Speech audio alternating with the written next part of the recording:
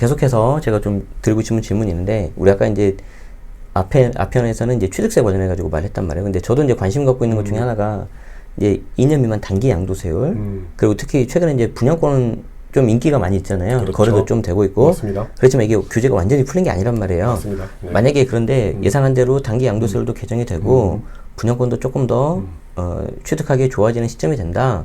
그러면 좀 좋은 투자 방법이나 뭐 너무 직접적으로 말씀 안 하셔도 되지만 요러요러한 지역들을 좀 보면 좋겠다, 그런 데 있을까요?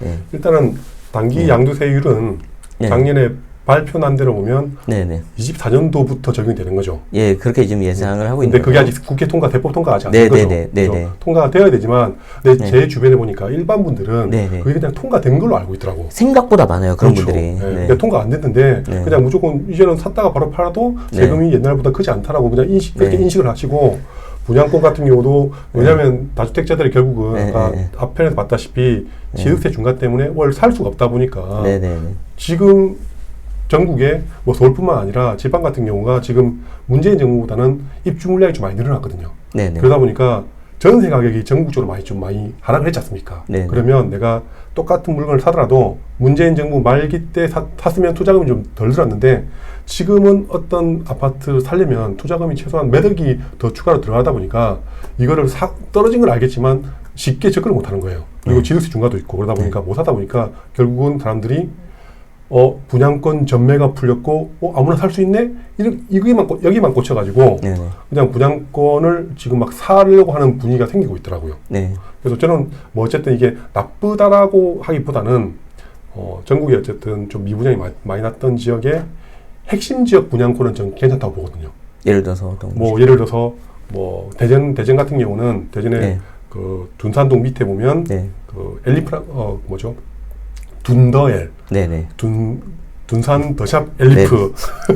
둔더엘. 둔더엘. 이게 지금 최근에 완판이 됐거든요. 네네. 근데 작년에 대전 같은 경우가 가격이 좀 많이 하락을 했습니다. 하락하다 보니까 작년 말에 분양했던 금액이 좀 비싸다, 분양가가 비싸다라고 생각해서 사람들이 분양을 안 받고 미계약으로 남아있던 게 지금 올 초에 그 대전에 거래가 좀 되고 주변 가격이 조금 오르면서 이건 좀 입지가 괜찮은데 가격이 좀 저렴하구나라고 해서 사람들이 다 몰려가서 그걸 다 거래를 하면서 지금 완판이 돼버렸거든요. 그래서 그런 것들은 저는 입지가 일단은 중심가다 보니까 나쁘지 않다라고 보는데 사람들이 이제 이런 것들은 또 중심가에 있는 것들은 분양권이 또 비싸지 않습니까? 좀 비싸다 보니까 약간 마이너스 P가 좀 많이 하락을 한 거, 그리고 약간 외곽에 있는 것들까지도 조금씩 관심을 가지고 건드는 분들도 좀 있더라고요. 근데 이게 뭐 사서 단기적으로 몇 달 있다가 아니면 1년 정도 있다가 팔려고 뭐 접근했는데 그때 가서 안 팔리면 또 문제가 생길 수 있다고 보거든요. 그래서 분양권은 이제 예를 들어서 목적이 뭐 내가 실거주다, 그리고 이 분양가 나쁘지 않고 약간 외곽이지만 내가 실거주하는데 문제 없다, 그러면 오케이예요. 맞습니다. 그런데 이제 그 중에 일부 몇몇 분들이 이제 가수요, 투기 수요가 있는 거죠. 투자 수요가. 거기에 대해서 사는 건 좋아요. 맞습니다. 왜냐면 본인이 책임지면 되니까. 근데 문제는 뭐냐면 관련된 세법이 개정되는지 아닌지는 확인하고 사시라는 거예요. 그래서 단기 양도세율 아직 개정 안 됐고요. 맞습니다. 지금 현재 시점에서. 그리고 그런 것들이 좀 남아 있기 때문에 사더라도 확인하고 보시고. 그렇죠. 저희 채널 제네시스박 좀 구독하셔서 좀 보시고.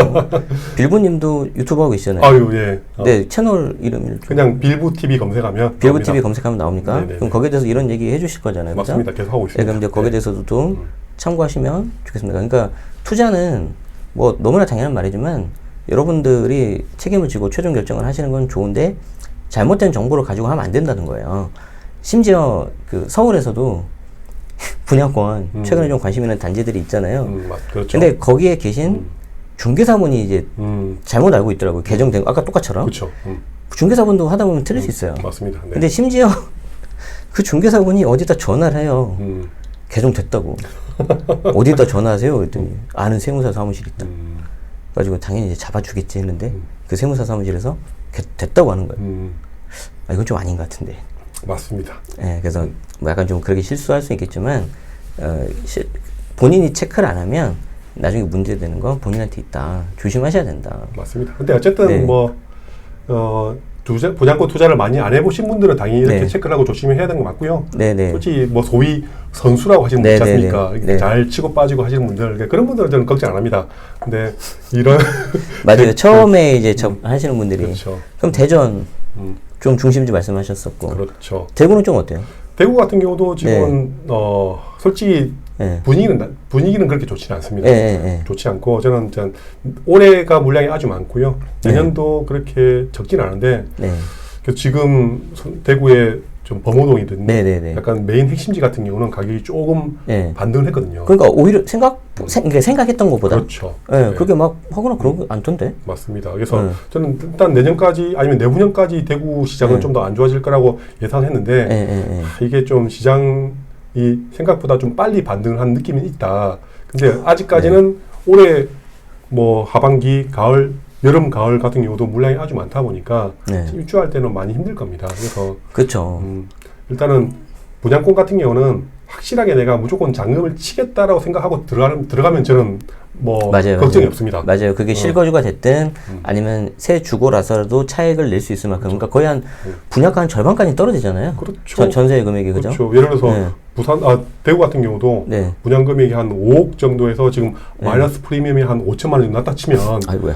실제 그렇게 난 네. 단지가 많거든요. 네, 네. 그럼 4억 5천이지 않습니까? 4억 네. 5천이면 그거 전세 가격은 지금 한 2억 초반, 2억 중반 그렇죠. 정도 하거든요. 그렇죠. 그러면 내 투자금이 2억 정도는 들어가야 됩니다. 네. 그러면 내가 그냥 2억 정도 있다. 나는 근데 딴 데 은행에 맡길 바에야 그냥 네. 이 분양권에 이 정도 떨어졌기 때문에 나중에 오를 거라 생각하면 2억 정도 놓고 또 거기다가 이제 취득세까지는 무조건 12%를 내야 되지 않습니까? 이제 뭐 다주택이 아니라고 했을 때 아니면은 이제 조금 그렇죠. 해볼 만하고. 그렇죠. 그래서 그 정도 돈 가지고 뭐 그나마 저거 외곽 말고 그나마 중심지에 그 정도 가격의 분양권을 살 수 있다라고 하면 전 나쁘지 않습니다. 그러니까 그런 거는 실거주자가 사야 돼요. 맞습니다.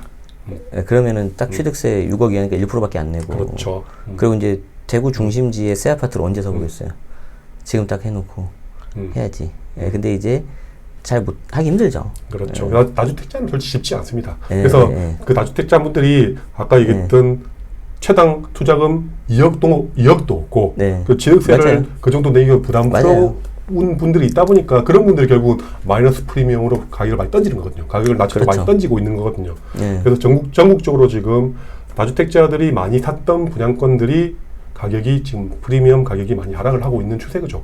근데 이런 기회에 내가 돈이 있고 내가 명의가 있다고 하면 좀 더 괜찮은 분양권을 내가 프리미엄을 많이 낮춰서 살 수 있는 기회는 되는 거죠. 네네. 근데 문제는 돈도 없고 명의가 없다면 쉽지는 않은 거죠. 네네네. 네. 그리고 아까 다시 한번 제가 강조를 다시 한번 드리면 네. 그냥 세법이 단기 양도세율이 바뀌었다라고 생각하고 내가 지금 싸게 사서 한 몇 달이나 1년쯤 뒤에 조금 올려서 바로 팔고 나와야지라고 생각하는 건 나쁘지 않은데 이게 안 팔리거나 그렇죠. 안 팔리면 결국은 내가 장가까지 생각을 해야 되고 취득세도 생각을 하고 들어가야 된다. 네. 이 얘기를 다시 한번 강조를 드리고 싶습니다. 맞아요. 예, 특히 분양권이 이제 좀 하다 보니까 만약에 생각했던 것보다 피가 붙고 가격이 오르면 약간 너무 쉽게 생각하시는 분이 간혹 나오더라고요. 그래서 야 이거다. 그래서 하나 샀던 게 막 2개, 3개가 되고요. 맞습니다. 그러다가 이제 팔고 나와야 되는데 못 나오니까 다 잔금 쳐야 되고. 그렇죠. 예, 그러신 분 많이 봤습니다. 조심하십시오. 그러면 이제 계속해서 이제 그 투자를 하셨고. 네. 2010년 그때면 이제 하락기잖아요. 맞습니다. 물론 이제 지방 일부 지역은 좀 분위기가 좋았지만 그러고 나서 이제 또 이제 아까 14, 15년도 서울 수도권 상승기 저는 그때 정말 운 좋게 시작을 한 거였고 네네. 뭐 알고 한 건 저는 아니었습니다. 네. 그러다가 이제 지금 또 이제 하락 이제 전국이 지금 다 안 좋잖아요. 맞습니다. 그러고 있는데 이제 언제가 될지 모르겠지만 또 이게 영원한 하락도 없고 영원한 상승도 없잖아요. 맞습니다. 나중에 이제 좀 괜찮아지고 하면은 관심 있게 보는 혹시 지역이라든가 뭐 그런 거 있을까요? 네. 일단은 뭐 네. 저뿐만 아니라 거의 대부분 모든 분들이 쳐다보이는 게 네. 결국은 서울이죠. 서울 중에서도 서울에 당연히 이제 네. 한남이든 강남이든 서쪽 반포가 제일 좋죠. 아니 근데 이제 현실적으로 맞습니다. 투자금이 그렇게 다 있는 게 아니니까. 그렇죠. 근데 이 서울 같은 네. 경우는 네. 최소한 괜찮은 1급지 같은 경우는 네. 최소한 투자금이 10억, 20억, 30억 정도 있어야 되지 않습니까? 네, 정도 네, 살려면. 네. 그래서 네. 이런 것들은 현실적으로 내가 다주택자들이 돈이 또 많지 않다 보니까 네. 많이 사기는 쉽지 않아 보이고요. 요거는 근데 투자 금액이 얼마 정도 생각하고 혹시 네네네. 질문하시는지 한번 제가 여쭤봐도 5억에서 플러스 마이너스. 투자 금액 5억 정도? 네네네. 실제 제 주변에 보면 네네. 지금 지방의 물건들을 거의 다 정리를 하고 네네네. 서울에 과천, 네네. 경기도의 과천 아니면 네네. 분당 아니면 뭐 서울의 강남은 투자금이 워낙 많이 들어가다 보니까 패스를 하고 뭐 동작구든 사당이든 아니면 송파 약간 외곽 쪽으로 이렇게 보시는 분들도 맞아요. 아니면 강동구 쪽이나 용산도 좀 보고 있는데 용산은 이제 아직 규제 지역으로 묶여 있다 보니까 그래서 약간 규제 지역에 약간 비켜가는 강동구나 동작구 정도, 전 아니면 성동구도 전 나쁘지 않다고 보고요. 맞아요. 그리고 특히 이제 경기 남부 라인, 그렇죠. 그래서 광교, 판교, 분당 그렇죠. 이런데 과천이 일단 제일 좋고, 근데 과천은 투자금을 제가 24평 같은 경우도 아무리 따져봐도 5억 미만으로는 솔직히 좀 어려워 보이고요. 맞아요. 한 6억, 7억, 8억 정도 있어야 되더라고요. 그럼 이제 약간 여기서 좀 더 못해서 그 돈이면 그렇죠. 그 차 올 때도 야 그 돈이면 좀 더 맞습니다. 그래서 제가 그때 그분하고 얘기를 하다가 그러면 강남에 좋은 거는 솔직히 못 사거든요. 5억에서 7억 8억 정도면 그러면 강남에 약간 비켜간 지역에 솔직히 대단지 아파트는 그 정도 계획으로 사기 힘듭니다. 그럼 결국은 또 어떤 걸 건드려야 되냐면 한 동짜리나 그러니까 약간 아니면 빌라 같은 이런 것들밖에 못 사거든요. 그렇게 놓고 본다면 강동도 나쁘지 않네요. 맞습니다. 이게 사실 둔촌주공 때문에 좀 풀어주는 감도 없지 않아 있잖아요. 솔직히 말해서. 맞습니다. 네. 그럼 이제 그런 부분을 좀 감안하시면서 원래는 안 풀어줘야 되는데 약간 그런 정책 목적이 있기 때문에 그쪽에 어떤 대단지 신축 뭐 생각나는 단지가 있겠죠. 그렇죠. 그래서 뭐 저희가 좀 말씀드리긴 좀 그렇고 그런 것도 한번 같이 공부하시고 꼭 투자를 안 하시더라도 이렇게 모니터링을 하시면 좋을 것 같아요. 그렇죠. 그런 쪽이랑 뭐 또 서울 같은 경우는 너무 비싸다라고 생각하시는 분들 같은 경우는 제가 봤을 때는 그냥 광역시 대장 정도도 나쁘지 않다라고 보거든요. 광역시의 중심지. 그렇죠. 인천 같은 경우는 송도. 그리고 뭐 대전 같은 경우는 뭐 서구 둔산동 같은 경우나 뭐 대구 같은 경우는 범어동, 만천동 일부. 근데 지금 부산은 전 좀 괜찮다고 보거든요.